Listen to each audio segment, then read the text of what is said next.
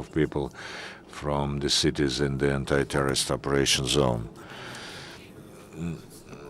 Good morning, I am Oleksandr Horbatko, member of the Coordination Council of the Association of People's Volunteers. We have invited you in order to make public one of the problems that regrettably we think is not being solved efficiently. This is the problem of evacuating people from the combat action zone. On the 28th of January, we held a press conference in Maidan Press Center about the fact that after the shelling of Mariupol, it became evident that the system of informing and evacuating people from the combat action zone does not work efficiently.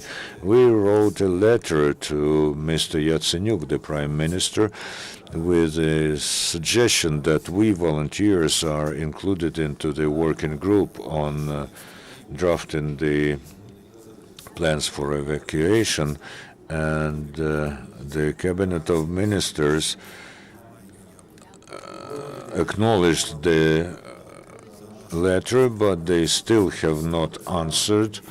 And Mr. Timofeyev and Mr. Gordienko, who were supposed to send us a reply, are now on sick leaves. We found their mobile phones and called them, but they replied that they are undergoing treatment and they do not think that they should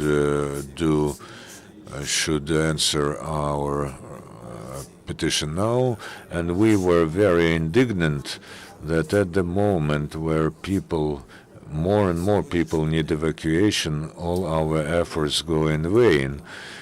Today we have a huge problem with the evacuation of people from Debaltsevo, first of all. Yesterday there was a sitting of the coordination staff of the Ministry of Emergency Situations on the issues of evacuation of displaced persons, IDPs, in the combat zone, where there was a report from Donetsk and Luhansk administrations that they lack buses, that there's not enough fuel. A week ago, we worked with the Ministry for Social Policies, with the Railway, with the Ministry of Transportation, and the Ministry of Youth Affairs and Sports. And all these structures today are ready to help us, but there's no single coordination center and no desire from the authorities to cooperate with volunteers in these issues. As for the evacuation from Debaltsevo, for instance, we have prepared a program of actions that could be realized, but again, we don't have coordination of our actions with bodies that are supposed to be doing this as far as the state is concerned. The representative of Maidan-SOS, Donbas-SOS, Oleksandr Horbatko, will tell you about the real situation in Donbas region, about what we are doing there, what we can do, and how the local authorities react to this. Good afternoon, I'm Oleksandr Horbatko. I'm the leader and coordinator of Donbas-SOS organization. I would like to say that in the east of Ukraine now, especially in such places as Debaltsevo and Mariinka, it's very hot. People do not leave the places where they are hiding. Most of them want to leave these places, but there are certain problems. People are evacuated from the central districts of the city. There are big problems with people in the outskirts. There are disabled people, children, for who it's difficult to walk long distance. People have very little information because there's no communication. They do not understand where to go, where the evacuation will start from, at what time. The Ministry of the Emergency reported that they evacuated 3,000 people from Debaltseve. In Debaltseve, in peaceful times, there were about 25,000 people living, and the people who were evacuated, they say that less than half of citizens are left there. There should be a desire to help the state, and we are planning to do that. And based on the requests we receive, we would like to organize the certain points of evacuation. Donbas-SOS has a hotline 0800-30-9110. You can call that hotline from any place in Ukraine free of charge, and you should inform that you need to be evacuated. We will collect that data. We will give that data to the Ministry of Emergency. We will say that we will provide buses to evacuate these people. Also, we shouldn't forget about people who need assistance, the disabled people, sick people, and children. Also, there's a problem with the regime of passing the control points, because for example, several days ago, people were calling us and they were saying that they cannot call the phone numbers which are published on the website of the Ministry of Emergency and so on. I was trying to call the hotline of the security service, but without any success. People cannot come to the checkpoint. There's no bus, city and checkpoint, and submit documents there. Plus, they go there with the package of documents and they cannot correct something in the documents. There are serious long lines of people in places where such passes are issued. They're talking about 3,000 people standing in line. There are people who are taking bribes of 600 hryvnias and they make this pass for a year. We understand that the system of passing is something that should exist there. Also, there's a serious problem with people living, especially Lugansk region, via the territory of Russian Federation. They go to the territory of Russian Federation without any stamp being put. When they come back to Kharkiv region, they have to pay fine. This is again abnormal. That is it. Thank you. Ola. Good afternoon, Olga Kobylinska, coordinator, volunteer of the Save Come Back Alive project. The work with the IDPs is not what we mostly are doing. We are helping the army with optical devices, but during the last weeks, because our phone number is known, we receive many phone calls from peaceful population with the request to help evacuate or help leave, help the relatives to leave, and that has become quite a surprise for us, because we thought that there is some state program which is doing it, but when we started to examine this issue, we realized that there's no plan of evacuation of the pre-border settlements, and the population has nowhere to address. And then we coordinated our efforts with Donbas-SOS organization, with the Council of the Volunteers, and the situation as of today is we have money. We collected money to buy additional buses to evacuate population. We also come to agreement with Deutsche Bank, and they are ready to provide some additional buses. We're asking for armored buses, which Deutsche Bank has, to evacuate people from the especially dangerous places. when the Green Corridor is now working to take people out of Debaltseve. We are ready to send these buses tomorrow to take people out of Debaltseve. But looking at the situation in Ugligirsk and Debaltseve, we could see how non-efficiently the whole state system is working with peaceful population. And that is why we believe that such situations may take place in other regions. We receive many phone calls from occupied territories, especially from Donetsk, Gorlivka, Bryanka, Stakhanov. Practically, they have no communication with the territory of Ukraine. The population from Bryanka and Stakhanov have to leave via the territory of Russia.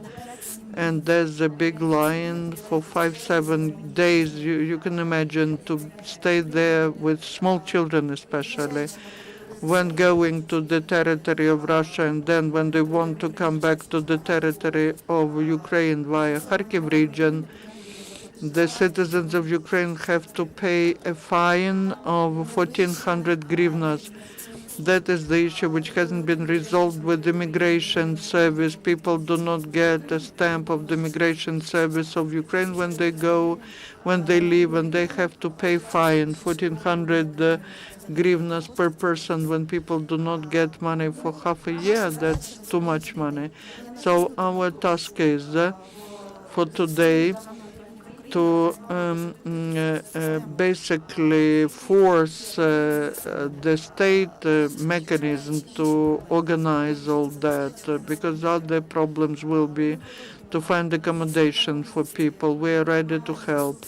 We have resources, we have fuel, we have transportation. We're now working on issues of accommodating people together with Donbas-SOS, but I believe that we will be able to do that more efficiently than the state system can do it. But we are requesting the Cabinet of Ministers to organize coordination of all the efforts. And one more issue which is very important, and we request the support of mass media. In Ukrainian society, there's not a healthy attitude to evacuation issues. The war is going on for 10 months already. I understand all the emotions, and probably the hatred grows. That is complicated. Different technologies were used to do that. There were different videos actively disseminated in the internet. But as soon as we start hating, we lose the war.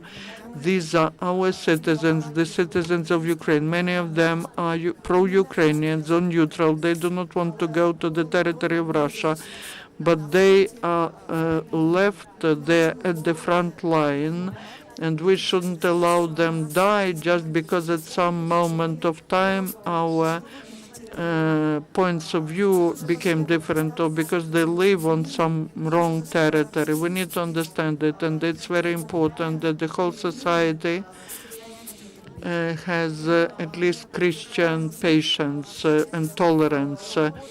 And we call upon mass media, please get involved into the work on creating positive image of the process of evacuation. We shouldn't be hating our own citizens. We will win in this war, and we will live together with them in the same country.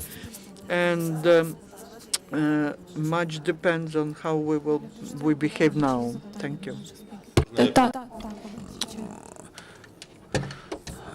To sum up what has been said by myself and my colleagues, I address personally the head of Ukraine's government, Arseniy Yatsenyuk, with a request to interfere in the situation and to allow, not even allow, but to solve the question with the involvement of volunteer organizations to evacuation. We have a huge potential. We have huge opportunities. We have proven that we can work efficiently. And for instance, in Debaltseve, for Debaltseve, we have the ready system to evacuate people. We have prepared transportation and drivers. We have supplied defensive gear to the drivers. We have prepared food, but still there's no coordination with the authorities. At the moment, Vitaly Denega, head of the foundation Come Back Alive, talks to the governor of Donetsk region, Kikhtenko, about coordination of our efforts. But this is not the way how the issue should be solved. It should be solved on the national level. We have to be included into the working group on evacuation problem and mobilize all our opportunities for evacuation. We ask to give us the answer why the letter that was sent a week ago, where we were talking about the coordination of volunteers' efforts with the state authorities, was not even considered. And at the same time, the Ministry of Emergencies says that they lack what we can give them. Why our people have to suffer because there's no agreement and coordination? Mr. Yatsenyuk, please do interfere in the situation and solve it. I want to make it more precise. At the moment, the evacuation process is being done by armed forces separately, volunteer organizations separately, and international organizations also separately. Yes, everyone solves the issue as they can, and the coordination is on the level of specific doers, and there's no coordination on high levels, which is inadmissible today. We saw information from Natalia Voronkova that armored vehicles are not enough. There's not enough armored vehicles for evacuation. Was she heard? Did you get any transportation means? Natasha Voronkova is also a member of our Association of People's Volunteers, and together with Diana Makarova and Dana Yarova, they are there and they are solving those problems on the site. They've been there almost a week. They are real heroes. We try to solve those issues between ourselves, but the major problem for us is the coordination of our actions with the bodies of state power. Any other questions, colleagues?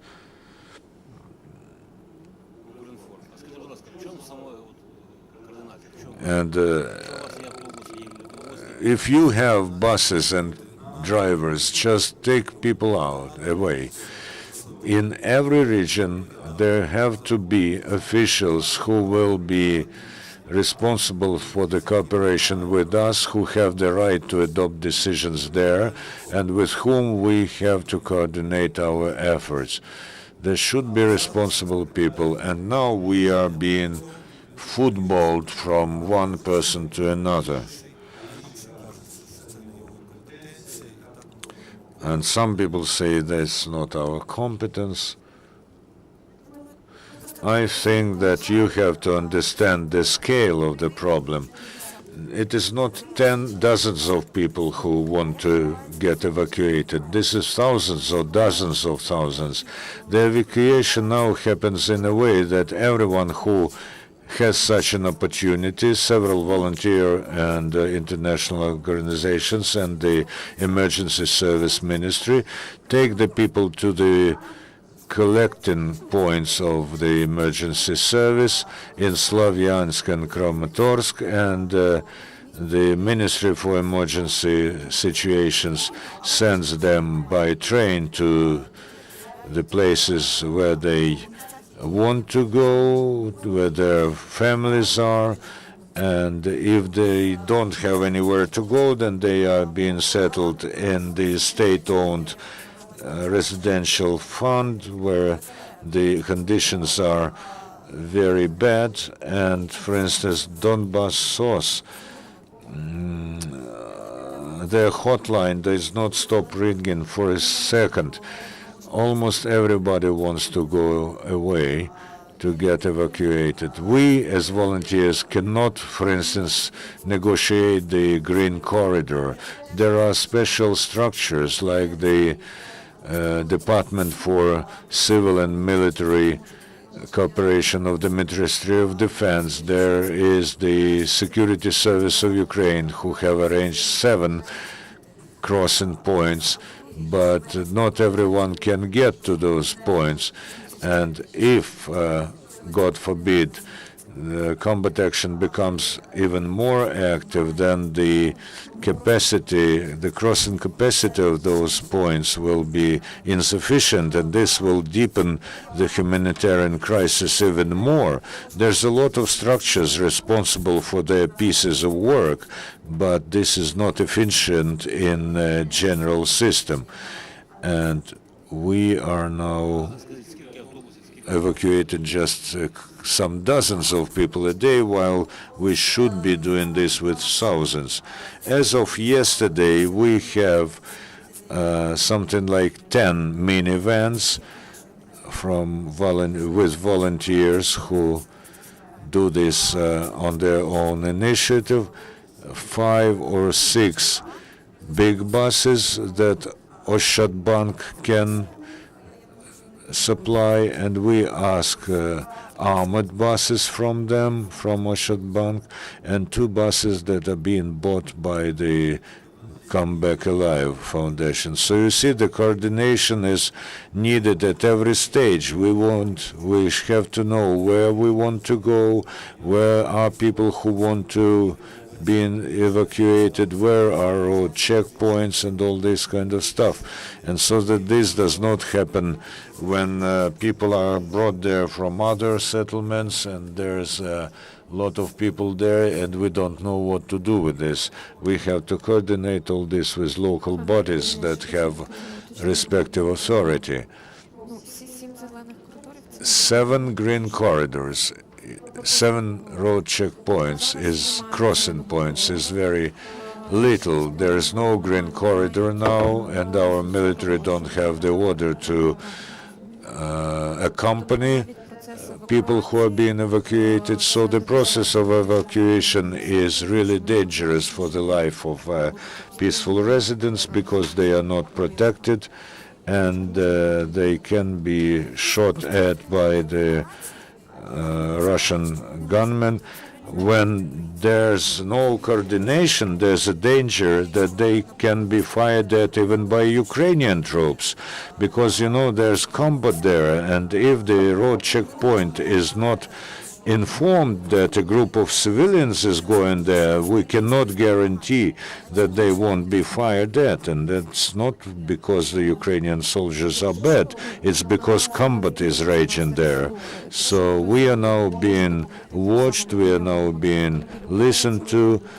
Who can people who can help you with armored vehicles, whom they should contact. The hotline of Donbas-SOS is 0800 30 9190. And people who want to evacuate can also contact this hotline. Any issue pertaining to evacuation, people who want to evacuate, people who want to help to evacuate, and also humanitarian issues and legal issues and information issues, what a person should do when they leave the area, where they should go to get certificates and IDs. I do hope that our today's briefing will result in something practical, and we will be heard. Again, I want to say that whether this briefing does have a result at the level that we ask for, we will continue our work. We will negotiate with local state authorities. We will organize the evacuation even without their permission, because there are our people who need our help. But if we are able to coordinate our efforts, the efficiency of this work will be much more efficient. I want to emphasize right away that representatives of Come Back Alive Foundation and other Volunteer organizations will hold briefings every week regularly here. Thank you.